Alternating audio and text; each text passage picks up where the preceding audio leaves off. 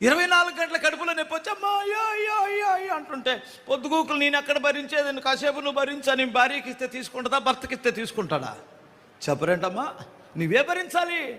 కాదు పొద్దున్న నుంచి చాకరీ చేస్తున్నాను, కాసేపు రా చెబుతాను, కూరగాయలు తరగంటే వాడు తరుగుతాడు, బట్టలు ఉతకమంటే బట్టలు ఉతుకుతాడు, ఇల్లు తోడమంటే ఇల్లు తుడుస్తాడు. ఈ రోగం ఎవడు భరిస్తాడు? నువ్వే భరించాలి. అందుకని ఆరోగ్యం ఉన్నప్పుడు ఒళ్ళు దగ్గర పెట్టుకొని బ్రతకాలి. నీ గొంతుకు కత్తి పెట్టుకో. ప్రభు చెప్పిన మాట, దేవుని వాక్యం సెలవిస్తున్న మాట. షుగర్ ఉందా? లడ్డూలు తిను. ఏ సంతోషమ్మక్క, అరిసెలు తిను. పోదు కానీ గొంతుకు కత్తి పెట్టుకో. బీపీ ఉందా? ఉప్పు మానేయ్. నాకు పెరుగన్నంలో ఉప్పు లేకపోతే టేస్ట్ ఉండదు పాస్టర్ గారు. అసలు నేను ఏమైనా కానీ పెరుగన్నంలో అది వేసుకోవాల్సిందే. ఇంత వేసుకోపో పో. ఎవడొద్దన్నాడు? ఏమనుకోమాకండి, ఇలా భయపెడుతున్నాననే. హల్లెలూయా చెప్పగలవా? ఒరే ఒళ్ళు 96 కేజీలు వచ్చావురా, ఇంకా 4రా 100కే. కొంచెం ఆ కందనకాయలు తగ్గించరా, ఆ చికెను మటను తగ్గించరా బాబు అంటే, నేను తినకుండా ఉండలేనన్నా, షార్ట్ చేయటమే తెలుసు నాకు, నిండిందాక వదలను. ఏమనుకోమాకండి, కాస్త తగ్గించరా, ఆపు చేసుకోరా, కొంచెం తగ్గించరా బాబు, నీకు దండం పెడతాను తగ్గించరా అంటే తగ్గించడే. ఆరోగ్యం అయిపోయిన తర్వాత ఏం చేస్తావు? దెబ్బతిన్న తర్వాత ఏం చేస్తావు? మందు ఆపరా బాబు. ఆ సీపు నిక్కర్లన్నీ, ఆ పిచ్చికోటలన్నీ తీసుకొని తాగి చర్చికి వస్తాడు, మందు తాగుతాడు, చర్చికి వస్తాడు, సిగరెట్ తాగుతాడు. మళ్ళీ భక్తుడు ఆదివారం వచ్చి మెలకుండా, ఎంత బుద్ధిమంతుడు ఆదివారం. ఇప్పటికి జిమ్మ లాగుతుంది. ఇప్పుడు మళ్ళీ ఇంటికి వెళ్ళిన తర్వాత కోడి మాంసం తెచ్చుకొని తిని లైట్గా తాగేసి ఎవరికి తెలియకుండా ఉండాలా. ఎంత కాలం ఆ దొంగ పనులు చేస్తావు? ఈ పాస్టర్ గారి దగ్గరకు వస్తే ఇలా తిడతాడు, నేను వచ్చేవారం ఈ చర్చికి రాను అని తీర్మానం చేస్తావా? చేసుకోవయ్యా. నేనేం చేస్తాను దానికి? నీ మీద బ్రతకడానికి నేనేం ప్రసంగాలు చేయట్లా. నువ్వేమన్నా అనుకో, నీ మీద నేను బ్రతికేటట్లయితే నేను ప్రసంగాలు మార్చుకొని, నా బిడ్డ తాగినా బిడ్డ దేవుడు తండ్రి దగ్గర అమ్మ అంటాను. నేను చెప్పాల్సిందే. నేను నిన్ను ద్వేషించను. అర్థమవుతుందా? ఇంకా ఒక్క మాటతో చెప్పాలంటే, నువ్వు ఫుల్గా తాగొచ్చినా నా పక్కన కూర్చోబెట్టుకొని నీకు భోజనం పెడతాను, కానీ చెప్పేది మాత్రం ఆపను. నీకు బుద్ధి వచ్చేంత వరకు చెబుతాను. మీకు అర్థమవుతుందా? మీ డబ్బులు ఆశించో, నీ దశంభాగం ఆశించో, నీ కానుకలు ఆశించో, నేను చెప్పాల్సిన విషయాన్ని చెప్పకుండా ఉండను. పథ్యమే, ప్రేమే. స్తోత్రం చెప్పాలి. అమ్మ, నీ కొడుకా కూతురా? కొడుకు. అడిగి జలుబు చేసిందా ఎప్పుడన్నా? చేసింది.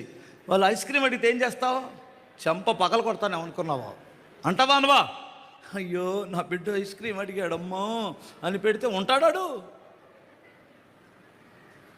ప్రేమే, ఐస్ క్రీమే. స్తోత్రం చెప్పాలి. ఆ మొఖమాటమే లేదు. ఆరోగ్యం పోయిన తర్వాత ఏం చేస్తావు? ఆడికి కుష్టి వ్యాధి ఉంది. బలవంతుడే, శూరుడే.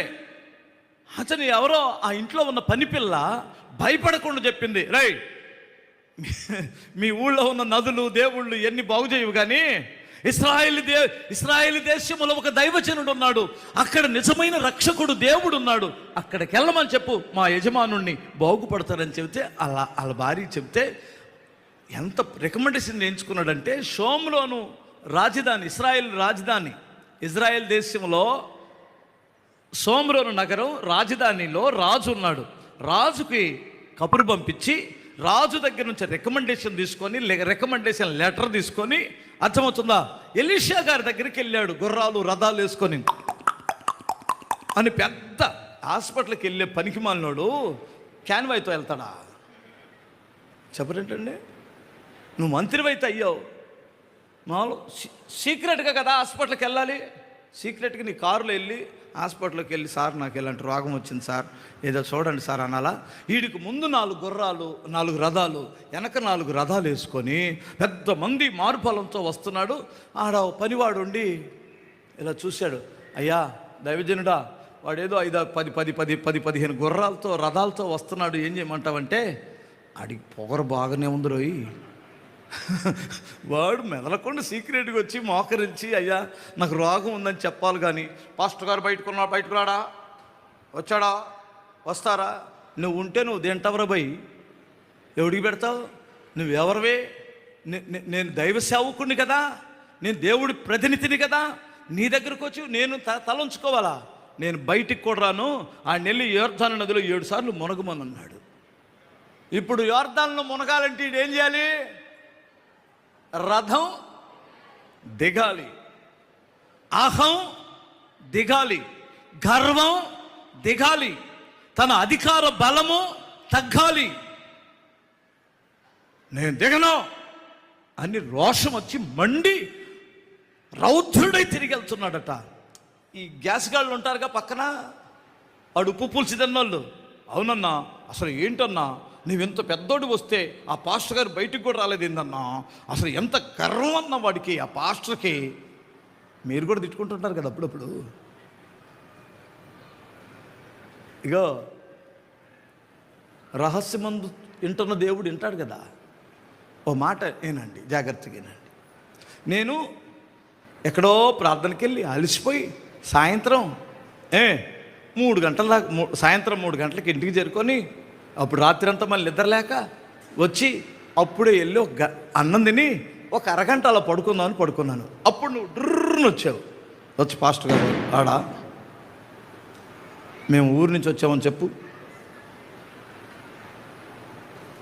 ఆడి నుంచి వచ్చామని చెప్పు, మన సంఘ బిడ్డలమని చెప్పు, నేను పరిచారకుడిని అని చెప్పు. ఎంత అహంకారం అది! అయ్యో దైవజనుడు కాసేపు రెస్ట్ తీసుకుంటున్నాడే, మనకు ఆరిపోయే పనులే ఉన్నాయి. ఒకవేళ ఆరిపోతే ఆరిపోని, దైవజనుడు ఆరోగ్యం కంటే ముఖ్యమని కాసేపు కూర్చుంటే ఆండి దేవుడు దీవిస్తాడు. అర్థమవుతుందా?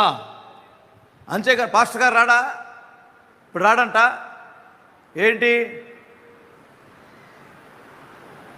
మేము వచ్చి ఇప్పుడు 10 నిమిషాలు అయింది, అరగంట రాడా, కొంచెం దిగవయ్యా బాగుపడతావు. అహంకారం దిగాలి.